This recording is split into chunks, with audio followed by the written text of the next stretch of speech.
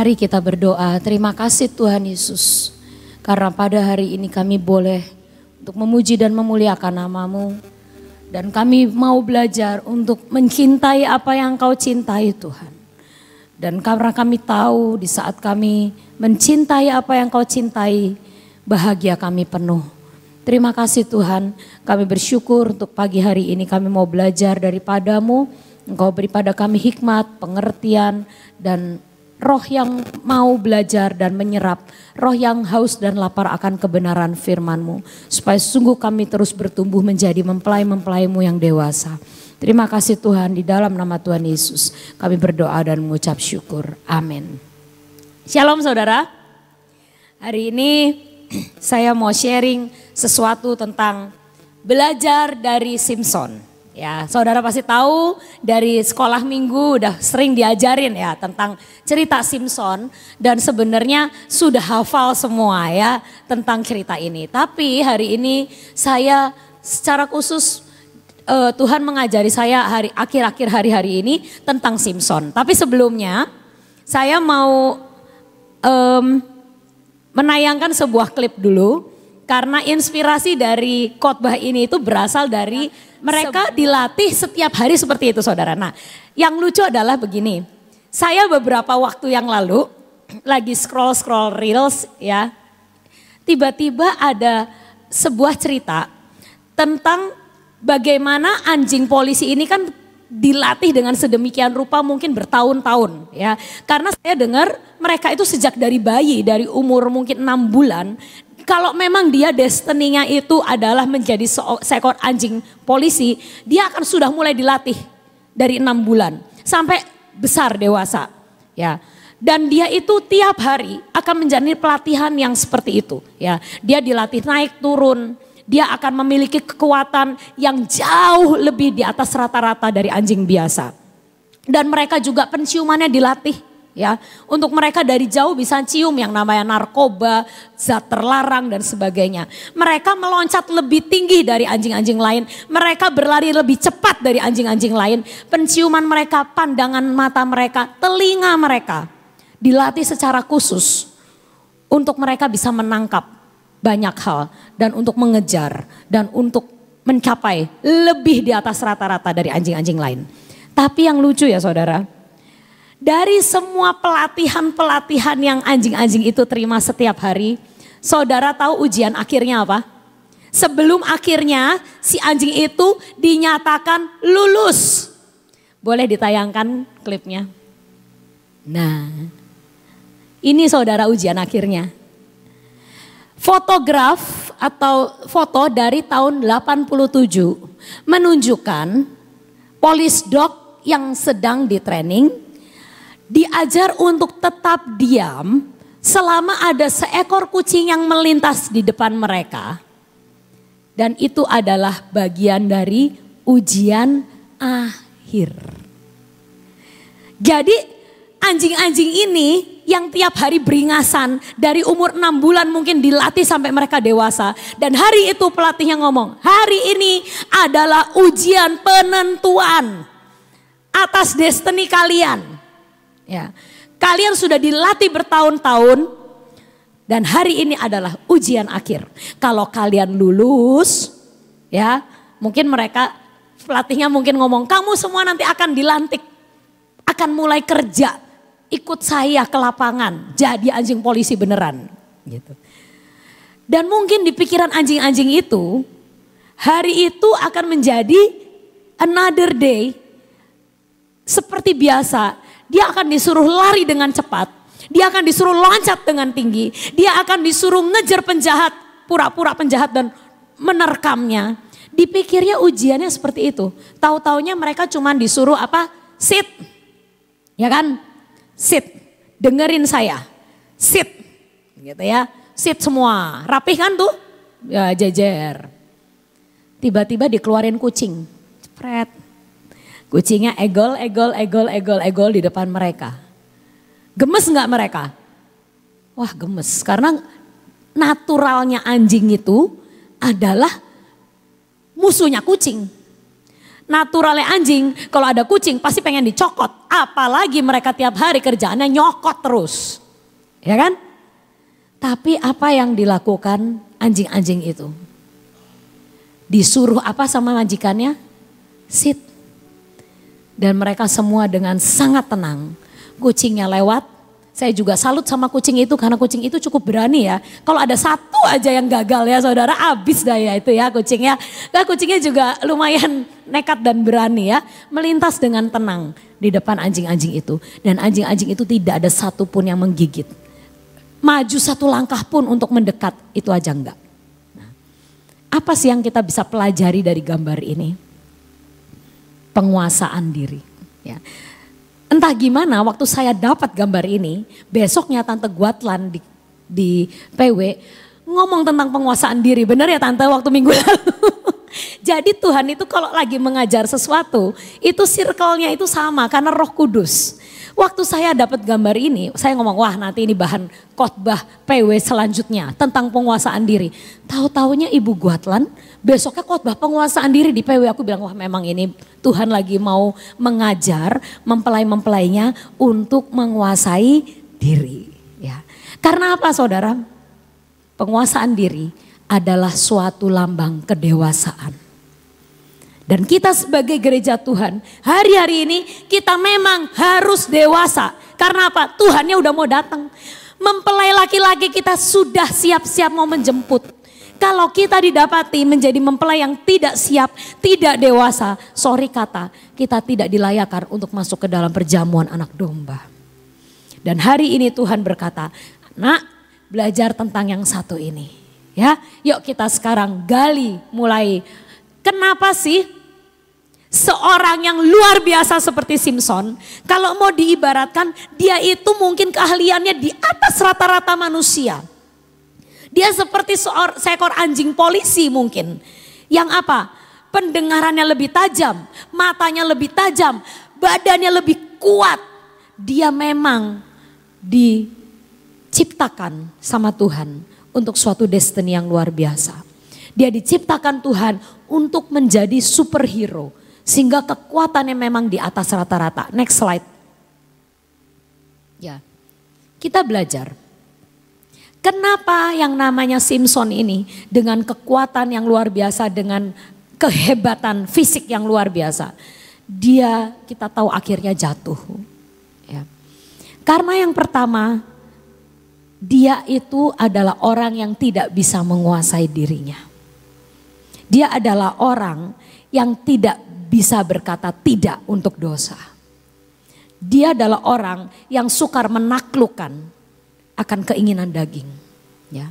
Yang pertama, Simson ini entah kenapa selalu senang sama wanita kafir. Yaitu bangsa Filistin. Padahal destiny dia itu adalah, apa kata Tuhan? Kalahkan bangsa Filistin, lindungi bangsa Israel. Tapi yang aneh, Simson ini punya seleranya wanita Filistin. Dan saya merenungkan ya saudara. Kalau namanya orang senang, itu berarti dia itu banyak mainnya di situ enggak? Iya dong ya, secara logika ya. Kalau dia datang ke daerah orang Filistin hanya untuk berperang, sempat naksir orang enggak kira-kira? Enggak mungkin.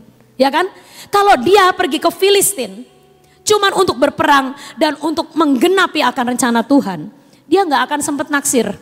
Karena di medan perang laki semua kok. Tapi kenapa Simson itu bisa jatuh cinta sama wanita kafir bangsa Filistin? Dia 2 kali jatuh cinta. Ya. Yang pertama itu dari gadis di lembah Timnah. Dari Timnah ya. Jadi Delila itu bukan cinta pertamanya dia. Cinta pertamanya itu adalah pada suatu hari ketika Simson sedang berada di Timnah, ia melihat seorang gadis Filistin. Setiba di rumahnya, ia memberitahu ayah dan ibunya bahwa ia ingin menikah dengan gadis itu. Next. Orang tuanya berkata apa? Mereka sangat berkeberatan. Mengapa engkau enggak nikah dengan seorang gadis dari bangsa kita sendiri saja? Tanya mereka. Mengapa engkau mau mengambil seorang istri dari bangsa Filistin yang tidak mengenal Tuhan? Tidak adakah gadis bangsa Israel yang dapat kau jadikan istri? Padahal ya saudara, orang Israel tuh cantik-cantik banget ya. Tetapi Simson berkata kepada ayahnya, dialah satu-satunya gadis yang kuingini, lamarlah dia untukku. Ya. Jadi satu hal, kelemahannya Simson adalah dia itu selalu mengingini yang di luar Tuhan. Tadi waktu Freddy terakhir kali nyanyi lagu Bahagiaku Penuh itu, dia berkata satu hal sebelum nyanyi. Tuhan ajari kami untuk menyukai apa yang Engkau sukai. Dan itu doa yang sangat benar, saudara. Kenapa? Karena kalau kita menyukai hal yang Tuhan gak suka, kita akan berakhir seperti Simson. Dan kita gak bisa berkata tidak untuk dosa. Kita tahu itu salah, tapi kita tetap lakukan. Kita tahu itu salah dan itu mendukakan hati Tuhan. Tapi kita gak bisa kuasain diri kita, kita terus melakukan itu. Maka nasib kita lambat laun. Kita akan berakhir seperti Simson. Betapa hebatnya sekalipun. Betapa diurapinya sekalipun seorang hamba Tuhan. Betapa dahsyatnya pelayanan seorang hamba Tuhan. Tapi saat dia mulai mencintai apa yang tidak Tuhan cintai. Mulai menyukai apa yang Tuhan tidak suka. Mulai tidak bisa berkata no, enough. Tidak bisa menguasai akan dirinya. Dia akan jatuh. Maka dari itu kita semua sebagai mempelai-mempelai yang mempersiapkan hidup kita untuk dijemput sama Tuhan. Kita harus menjadi dewasa. Kita harus berkata, Tuhan mungkin dalam hidupku masih ada Delila. Mungkin ada di dalam hidupku hal yang Engkau gak suka, hal yang Engkau jijik, atau hal yang mungkin menurut pendapatmu itu sebenarnya aku tidak boleh lakukan. Tapi aku toh tetap lakukan. Mulai hari ini kita berkata, Tuhan ajar aku tidak menjadi seperti Simson. Ya. Jadi mata, kalau Simson itu kelemahannya di mata. Naksir langsung pengen merit, pengen nikah. Ya. Itu kenal aja belum loh kayaknya ya. Dia melihat dan jatuh cinta. Lalu dia ngomong ke papa mamanya, ayo saya lamarin itu gadis saya suka. Papa mamanya ngomong, itu gadis gak kenal Tuhan. Dan gadis yang gak kenal Tuhan itu hanya akan menjerat kamu. Karena kamu adalah orang pilihan Tuhan. Simson juga tahu, orang tuanya tahu dia itu adalah orang yang dipilih oleh Tuhan. Dia adalah nazir Allah. Seorang nazir Allah. Tapi mencintai dunia. Ya. Yang kedua, selain kelemahan matanya, apalagi kelemahan perut. Ya. Dia itu pernah mengambil madu dari bangkai singa. Ya, kita baca ayatnya dulu. Beberapa waktu kemudian, ketika Simson kembali untuk merayakan pernikahannya, ia menyimpang dari jalan untuk melihat bangkai singa. Dia waktu beberapa hari yang lalu membunuh seekor singa. Terus waktu itu singanya masih di situ, dia lewat jalan itu lagi, lalu dia tengokin bangkainya. Ternyata di dalam bangkai singa itu ia menemukan sekawanan lebah dengan madu. Diambilnya sebagian madu itu dan sambil berjalan ia menikmatinya. Ia memberikan sebagian lagi kepada ayah dan ibunya, tapi ia tidak memberitahu mereka dari mana ia memperolehnya. Kenapa dia nggak ngomong papa mamanya? Kalau ini madu diambil dari bangkai singa. Karena itu najis. Dia tahu persis. Simson bukan yang nggak tahu. Kalau misalnya dia nggak tahu kalau itu dosa, dia pasti ngomong ke papa mamahnya. Dia pasti menceritakan, Pah, Mah, ini madu saya dapat dari bangkai singa yang saya bunuh beberapa hari lalu. Coba di dalamnya ada. Nah, tapi Simson diam-diam. Karena dia tahu itu salah, itu dosa. Nazir Allah tidak boleh menyentuh bangkai. Nazir Allah tidak boleh menyentuh mayat sekalipun. Mayat manusia maupun bangkai binatang. Dia tahu. Tapi dia gak bisa nguasain dirinya. Bahkan hanya masalah madu. Dia gak bisa berkata, wah ini najis. Dia tetap ambil itu dari bangkai singa. Dia makan, bahkan dia membuat ayah dan ibunya najis dengan memberikan madu itu kepada mereka. Saudara, Simson ini kayaknya dosanya kayak sepele-sepele kan. Jatuh cinta sama orang yang salah. Makan madu dari bangkai. Tapi karena dosa yang kecil-kecil itu gak dia urusin. Karena kelemahan-kelemahan yang kecil-kecil itu dia gak urusin. Suatu hari dia jatuh di tangan Delila dan dia habis. Ya. Sebenarnya harusnya dia tuh belajar dari bukan istri pertama, pacar pertamanya dia.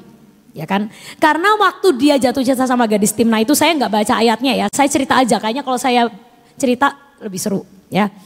Jadi ceritanya gini, dia itu jatuh cinta sama gadis Timna. Lalu dia berkata, aku mau merit sama dia. Akhirnya orang tuanya tidak bisa menahan, oke terserahlah. Saat mau pesta pernikahan, dia itu ngasih teka-teki, iseng, lagi mabok. Ya, Nasir Allah juga harusnya nggak boleh mabok. Tapi karena dia mabok, akhirnya dia setengah sadar, ketawa-ketawa, ngomong, saya punya tebakan. Ya kan? Tebakannya kalau kamu bisa nebak, nanti saya kasih 30 jubah dan 30 baju lenan halus. Tuh, ya. Tapi kalau kamu nggak bisa nebak, kamu yang harus kasih saya. Gitu Simpson ngomongnya. Lalu tebakannya susah banget, saya lupa sih tebakannya, pokoknya dari yang kuat keluar yang manis atau apalah. Pokoknya dia tuh mau ngomongin bangkai singa itulah. Ya.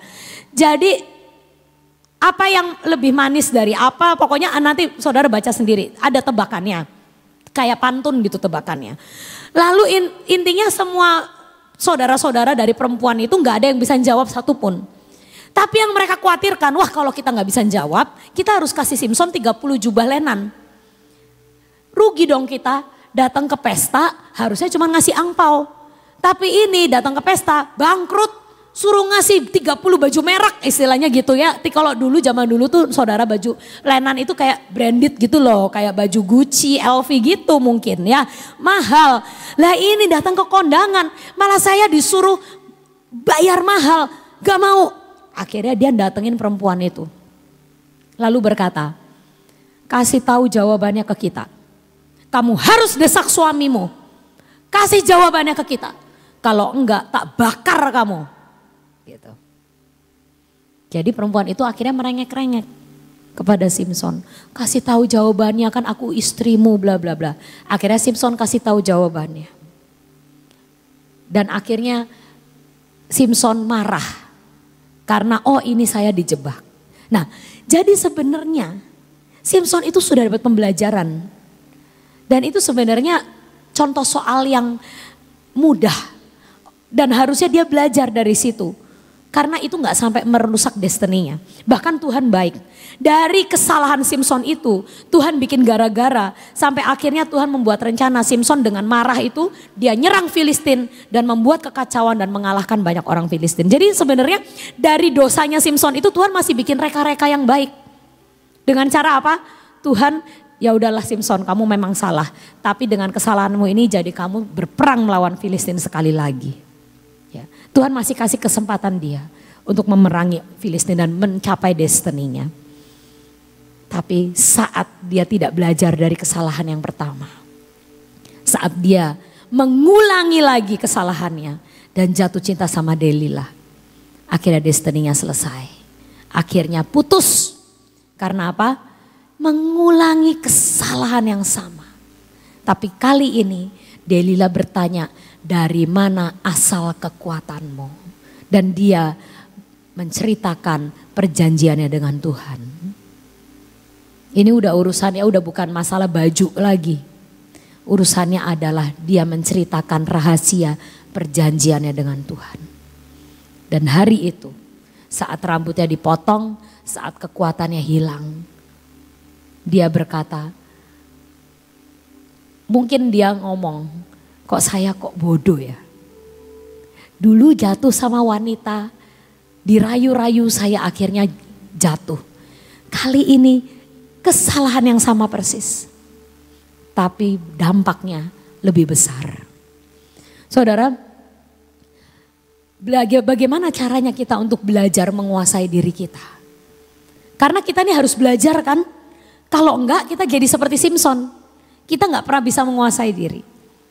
Saya waktu berapa lama lalu tuh diajar Tuhan tentang namanya kekuatan puasa. Ya, karena kita waktu itu nari bersama dengan para penari untuk acara tanggal 6 yang lalu. Lalu Tuhan berkata, sebenarnya kita semua tuh nggak ada yang layak ya untuk menarikan tarian itu. Karena tarian itu dan nyanyian itu cukup berat. Karena tarian itu yang tentang mutiara di hatimu itu adalah tentang hidupnya Ibu Nani. Lalu kita semua disuruh menari dan menyanyikan sebenarnya lagunya beliau. Sebenarnya kita tuh gak ada yang layak. Levelnya belum nyampe. Tapi waktu pas doa persiapan Tuhan berkata kepada saya, anak-anak ini dari yang paling kecil sampai yang paling besar, yang pelayanan, semuanya harus masuk puasa. Kata Tuhan gitu. Kenapa ya? Kenapa ya Tuhan kok harus masuk puasa? Tapi saya nurut aja. Ya. 3 hari puasanya, nggak cuma sehari. Biasa kalau mau pelayanan itu puasa sehari dan yang kecil-kecil nggak ikut saudara. Tapi hari itu karena saking kita pengen banget untuk dilayakkan oleh Tuhan. Akhirnya kita semua berpuasa dan bersepakat. Saudara tahu ternyata berpuasa untuk anak kecil itu berat sekali. Ya. Anak saya itu begitu dikasih tahu suruh puasa nangis saudara. Nangis berlelehan air mata. Mama Kean harus puasa juga tah gitu. Sambil lemes-lemes matanya kedip-kedip keluar air mata. Lalu saya bilang ya iya dong, kan tadi mama udah bilang. Semua yang mau nari, semua yang mau melayani tanggal 6 harus berpuasa. Karena Tuhan pengen kita semua benar-benar memohon untuk kita dilayakan. Ternyata ya saudara, buat kita enteng. Buat anak yang masih kecil itu puasa tuh berat saudara. Ya, dia begitu datang ke sekolah udah lemes karena nggak makan pagi. Biasanya dia makan pagi, minum susu ya. Pagi pulang nyampe sekolah dia lemes. Jam 10 ditanyain missnya. Kenapa Kean kamu hari ini lemes? Sedang puasa miss. Gitu. Jam 10 tuh ya jam lapar-laparnya dia. Pulang sekolah waktu itu hari Jumat. Pulang sekolah jam 11. Ya. Belum waktunya buka karena bukanya jam 12. Dia bilang aduh mah Kean lapar sekali. Kean gak bisa, gak tahan. Tapi saya bilang, Kean masa kamu udah puasa dari tadi malam? Ini tinggal kurang sejam aja kok mau batal, rugi dong. Gitu. Oh iya tinggal sejam, iya kamu sudah 90%, tinggal kurang 10%. Jadi akhirnya dia tiduran di kamar sambil ngelus-ngelus perutnya saudara. Kalau ngelihat itu ya saudara rada kasihan. Tapi ya sebenarnya itu kalau orang gak bisa menguasai dirinya itu memang kayak anak kecil itu loh. Gak bisa nahan. Puasa itu salah satu cara untuk kita latihan penguasaan diri. Makanya saya mulai sejak sekarang mau nyoba sih. Tuhan coba sih dalam seminggu aku puasa berapa kali. Karena kita ini sekarang keenakan. Bu Nani waktu dari muda itu loh belajar puasa bayar harganya luar biasa. Tapi karena Bu Nani udah bayar kita sekarang ini jarang puasa saudara ya. Tapi jangan, kita perlu untuk diri pribadi kita sendiri ini loh. Belajar menguasai diri ya. Jadi akhirnya lulus dia jam 12. Buka. Malamnya dia itu dapat firman pembacaan ayatnya hal berpuasa. Terus di ayat itu dikatakan apa? Mah aku salah mah puasanya. Kenapa? Karena di ayat ini yang aku baca ternyata kalau orang puasa gak boleh kelihatan puasa mah. Ya iya bener aku bilang gitu. Nih kalau puasa harus seger. Gak boleh ngomong lemes itu nanti puasanya itu gak dihitung Tuhan karena kamu dipuji manusia. Waduh Ean hebat puasa.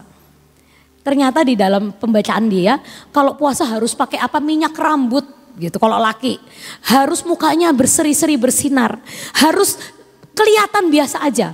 Besoknya saudara dia langsung praktek. Walaupun aku lapar aku gak kelihatan lapar. Gitu. Ditanyain sama Encus, gimana Kean jam 10 udah waktu rawan nih. Enggak apa-apa, aku enggak apa-apa. Jadi besoknya hari kedua lulus, hari ketiga lebih lulus lagi. Karena dia mempraktekkan firman, menguasai diri. Ya. Nah saudara, mari kita sebagai orang-orang yang sudah dewasa ini, kita pun belajar menguasai diri. Ya, dalam segala hal. Simpson dalam hal mata dan perut.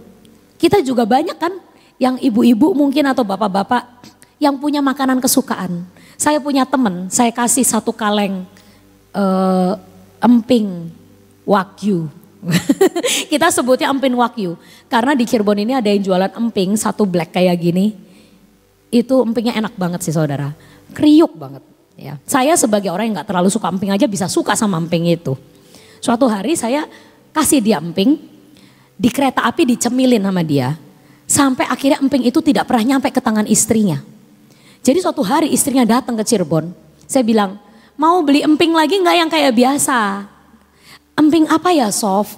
Loh, Cici kok belum pernah makan emping? Aku bawain terus emping berkali-kali. Ternyata selalu habis di tengah perjalanan sama suaminya. Jadi suaminya kalau makan itu langsung satu black saudara. Nah jadi akhirnya suaminya bertobat karena asam urat. Ya kan?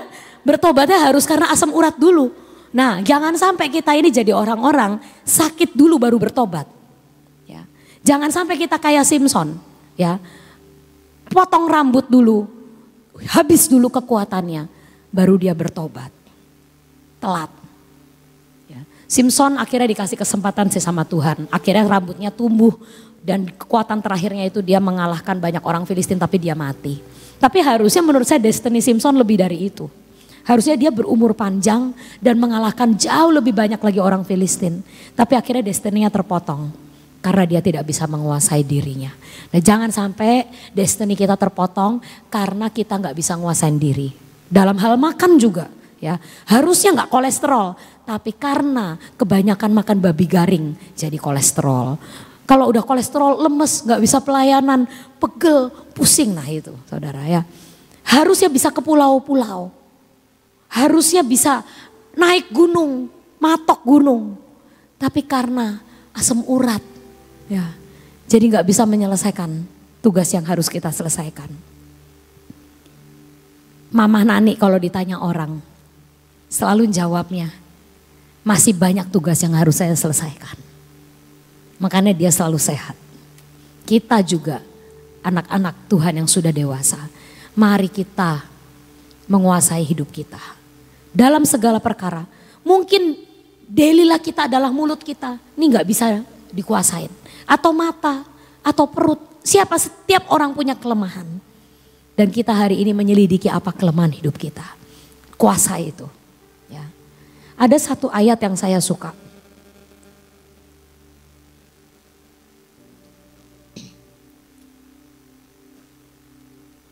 Satu Korintus 9 ayat 27. Ini adalah terjemahan yang lain. Seperti seorang atlet saya menggembleng tubuh saya. Melatihnya melakukan hal-hal yang harus dilakukan. Tapi bukan hal-hal yang sebenarnya dikehendaki. Ya. Karena badan ini pengennya leyeh-leyeh mungkin ya. Sebab kalau tidak, saya takut kalau setelah mempersiapkan orang-orang lain untuk perlombaan, saya sendiri dinyatakan tidak memenuhi syarat lalu ditolak. Next. Ini ayat yang terjemahan yang biasa. Tetapi aku melatih tubuhku dan menguasainya seluruhnya. Supaya sesudah memberitakan Injil kepada orang lain, jangan aku sendiri ditolak. Yuk kita baca ayat ini, 1, 2, 3. Tetapi aku melatih tubuhku dan menguasainya seluruhnya. Supaya sesudah memberitakan Injil kepada orang lain, jangan aku sendiri ditolak. Kita bertanggung jawab untuk badan kita masing-masing. Ya. Kuasai diri kita. Lari sampai tujuan. Seperti yang lagu tadi katakan. Tanggalkan semua dosa yang merintangi, lari jadi kuat dan menangkan bagian kita. Maka kita akan menjadi orang yang diterima oleh Tuhan setelah kita melakukan pelayanan kita. Amin. Saudara, untuk belajar dari Simpson dan tadi udah ceritakan sama Sofi semuanya itu, gini. Kita bisa tahu kita menang atau kalah kalau kita menghadapi sesuatu, betul nggak? Kalau semuanya mulus gitu ya, wah aku kelihatannya ini sudah ada roh penguasaan diri, nggak bisa. Harus ada tes, ya. Kalau kita dites, kita menghadapi sesuatu dan kita menang, itu namanya baru kita dikatakan dapat menguasai diri. Saya selama Sofi khotbah tadi saya merenungkan, iya ya Tuhan gak mudah. Kalau selama kita gak menghadapi masalah, tidak dites itu belum bisa tahu kita itu menang atau kalah. Anak kecil diajar, tapi dites. Anjing tadi, kita lihat kan anjing tadi dites terakhir. Tesnya sangat ada roh penguasaan diri sampai mau digigit dia harus sit ya. Nah, itu tidak mudah. Nah, kita tahu ya, ada suatu gambaran yang sering kali kita lihat, yaitu air dan minyak ya. Kalau kita lihat di sini ada air, terus di atasnya ada minyak. Kita tahu kan minyak itu berat jenisnya lebih ringan, jadi otomatis kalau lebih berat kan dia turun ke bawah. Selalu minyak itu ada di atas, di bawahnya air ya. Nah, dia tidak pernah mau bercampur dengan air. Minyak tidak mau bercampur dengan air. Pada saat terjadi goncangan, kita goncang. Nah, kalau pada saat digoncang-goncang itu kelihatannya minyak itu turun ke bawah. Kelihatannya minyak itu berada di sekitar air. Kayaknya dia ada di bawah. Tapi coba didiamkan, maka dia akan naik ke atas. Dan dia selalu mengatasi, selalu tinggal di atas, dan air itu ada di bawah. Nah, kita harus belajar bahwa dengan urapan yang Tuhan sering berikan dalam hidup kita, setiap hari saya menganjurkan ayo urapan. Itu akan membuat engkau selalu menang di dalam menguasai akan emosi saudara dan saya. Mari kita berdoa. Terima kasih Tuhan untuk semua dan semuanya yang Engkau berikan kepada kami pada pagi hari ini. Terima kasih buat pengakuan iman. Terima kasih buat firman-Mu. Terima kasih buat pujian dan penyembahan. Terima kasih buat semuanya. Terima kasih Tuhan. Pada hari pertama dari minggu ini, Engkau memberi dasar-dasar yang kuat dalam hidup kami. Terima kasih dan terima kasih. Bapa, kami berdoa saat ini untuk kebaktian sebentar sore selama 2 hari, Senin dan Selasa. Kami berdoa Tuhan, kami mendukung doa buat Pastor James yang akan menyampaikan pesan-Mu. Bapa, Kau tahu Engkau memberikan roh karunia untuk James, untuk menyampaikan firman-Mu, dan dia mendapatkan pesan daripada-Mu hari ini dan besok ada kesembuhan ilahi. Kami berdoa saat ini ya Tuhan, Engkau sendiri yang akan menolong. Wibawa kuasa-Mu turunkan atas hamba-Mu James. Kepenuhan kuasa kesembuhan Engkau berikan kepadanya, sehingga pada sore hari ini Engkau nyatakan kuasa-Mu, yang sakit disembuhkan, baik sakit jasmani maupun sakit rohani. Semua mengalami jamahan daripada-Mu, dan mereka pulang dengan kelepasan dan kebebasan yang daripada-Mu. Terima kasih untuk kasih setia-Mu Bapa.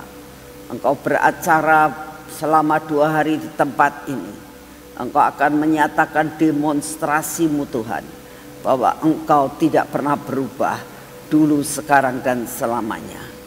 Terima kasih, kami percaya Kau dengar doa kami.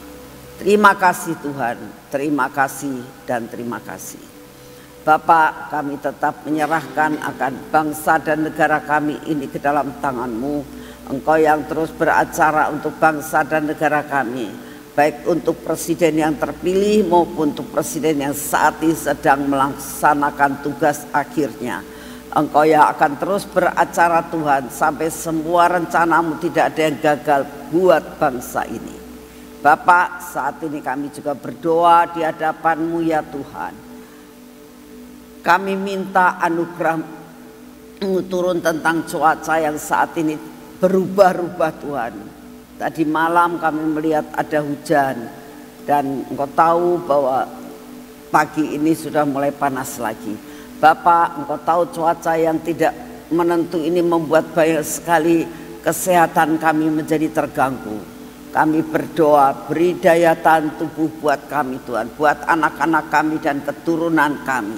Di dalam nama Tuhan Yesus kami terima akan daya tahan tubuh yang baru, kekuatan yang daripadamu turun atas hidup kami ya Tuhan. Sehingga keadaan cuaca apapun tidak akan mempengaruhi kehidupan kami, baik jasmani maupun rohani. Terima kasih untuk semuanya. Bapak, saat ini juga kami datang di hadapan-Mu. Kami percaya Tuhan bahwa keadaan atmosfer yang ada, keadaan bencana-bencana alam yang seringkali terjadi, kami doakan Tuhan, biar semua ada di dalam kendali yang daripadamu. Kami berdoa Tuhan, lawatan-Mu boleh terjadi di setiap pulau di Indonesia, di setiap benua yang ada di dunia ini. Tuhan, Kau yang akan terus melakukan lawatan sampai percepatan terjadi, firman-Mu sampai ke ujung bumi, supaya Kau cepat datang Tuhan. Sebelum semua malapetaka terjadi yang berat, buat Engkau cepat datang dan mengangkat kami di awan-awan.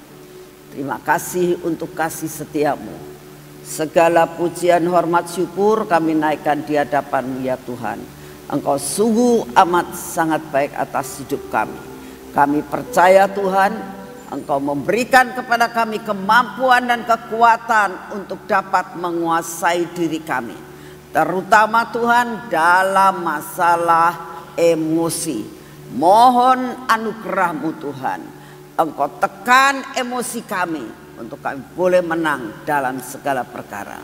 Terima kasih Tuhan, terima kasih dan terima kasih. Di dalam nama Tuhan Yesus kami sudah berdoa. Mari kita masuk dalam pengurapan.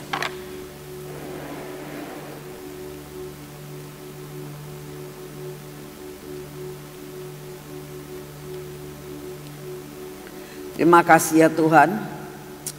Biarlah pengurapan ini membuat kami tetap kuat di dalam Engkau. Dalam nama Tuhan Yesus. Biarlah terjadi atas mata kami, telinga kami, bibir, mulut kami dan hati kami.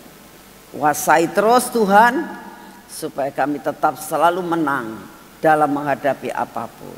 Bapa, Engkau yang akan terus mengikis habis segala perkara yang tidak baik dalam hidup kami. Ini tangan kami olesi minyak. Ini kaki kami Tuhan. Biarlah tangan dan kaki kami Kau belenggu dengan cinta-Mu. Sehingga apa yang kami kerjakan pas di hati-Mu Tuhan. Dan kami percaya apa yang kami kerjakan pas di hati-Mu pasti mendatangkan berkat yang berkelimpahan. Dan kami terima berkat-Mu. Jikalau kami berjalan pada jalan yang pas di jalan-Mu, kami tahu kami pasti akan berhasil. Terima kasih untuk kasih setia-Mu. Sepanjang hari ini kami mau berjalan dan melakukan segala perkara bersama-Mu Tuhan. Dalam nama Tuhan Yesus. Amin. Selamat pagi, Tuhan memberkati saudara semuanya.